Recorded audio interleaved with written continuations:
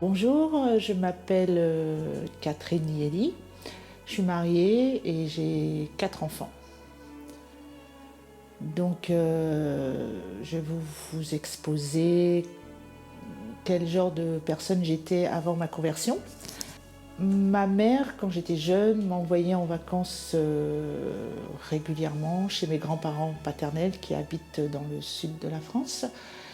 Et j'ai subi des abus sexuels par mon grand-père paternel pendant une petite dizaine d'années. Et par la suite, pour me venger de mon grand-père, j'ai tout dit à maman. Et par la suite, donc, elle a interrompu mes vacances chez mes grands-parents. Et par la suite, j'ai encore subi des abus par le compagnon de ma mère, qui m'a connue assez jeune et qui m'a vu grandir. Donc par la suite, je suis tombée dans la... Donc j'ai eu échec scolaire, donc j'étais tombée dans la rébellion, dans la violence et dans la délinquance. Et par la suite aussi, je suis tombée dans la toxicomanie, dans la drogue, dans toutes sortes d'abus pendant des années. Et j'avais une bande de copines qui étaient dans le même cas que moi en fait.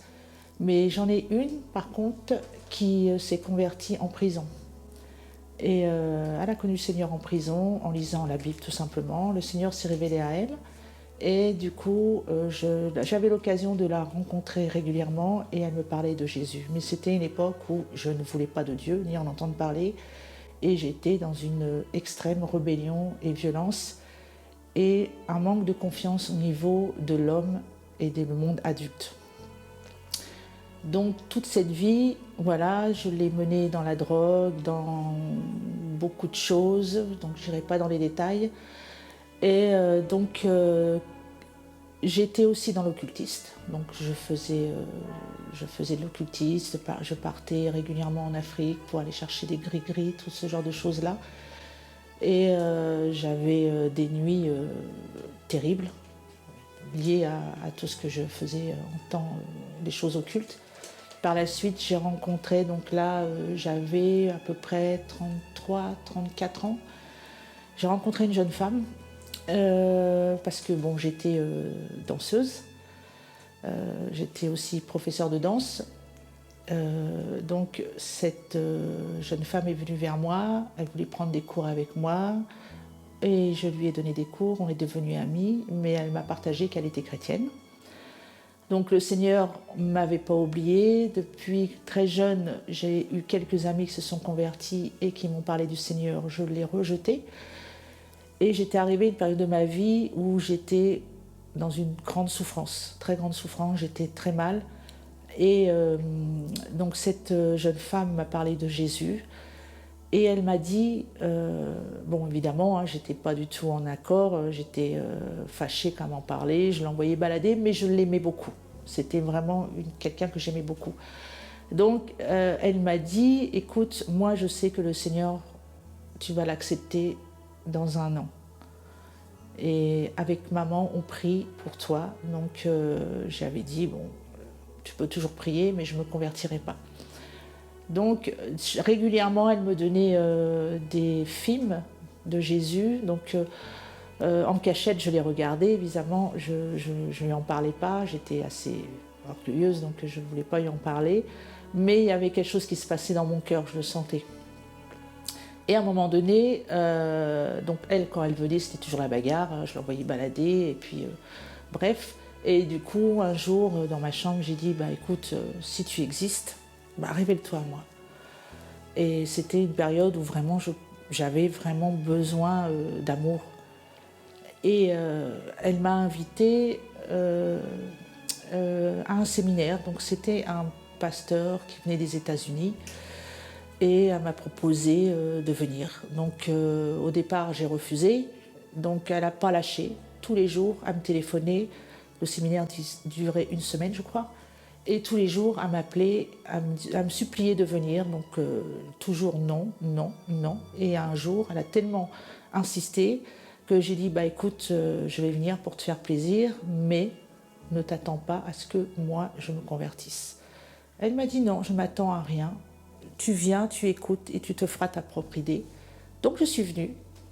Et arrivée à ce séminaire-là, les gens louaient, chantaient. Bon, ça me semblait bizarre, quoi. Je trouvais ça un peu débile.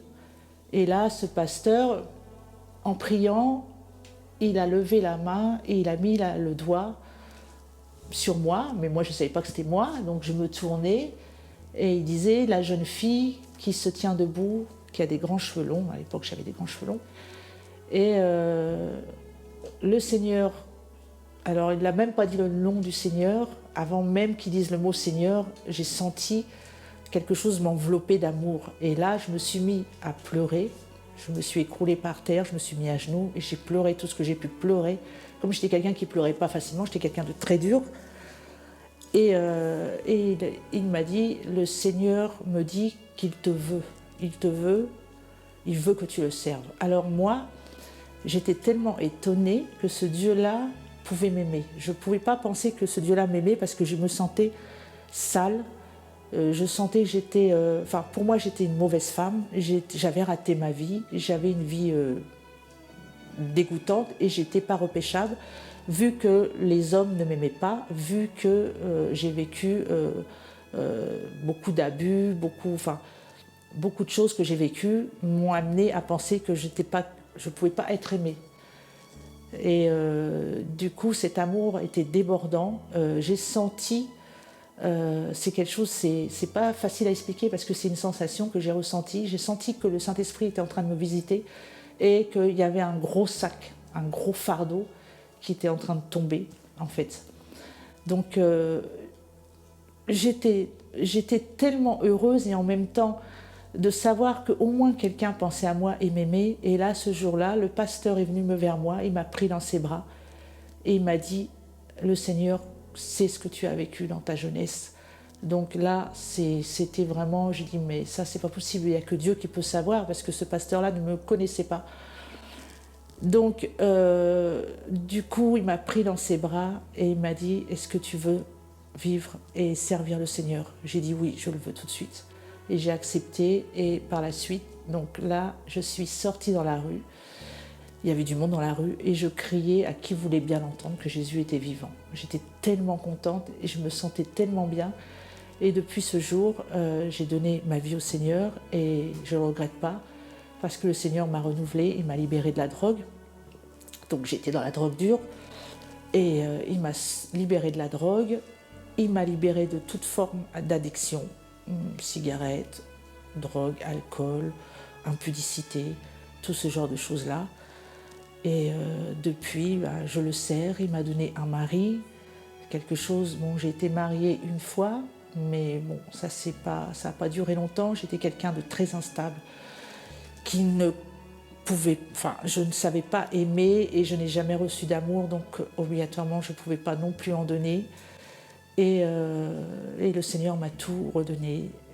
Une famille, un mari, des enfants, qui, à l'époque, mes 2 premiers enfants, eux-mêmes, ils ont été touchés par ma conversion, le fait que j'avais changé de vie, parce qu'eux-mêmes, ils n'ont rien reçu de ma part. J'étais une toxico, donc ils ont vu que des mauvaises choses de leur mère. Donc voilà ce que le Seigneur a changé dans ma vie, une nouvelle vie et la paix et la joie, et savoir que ce Dieu-là m'aime et que lui m'aime tel que je suis, avec mes faiblesses.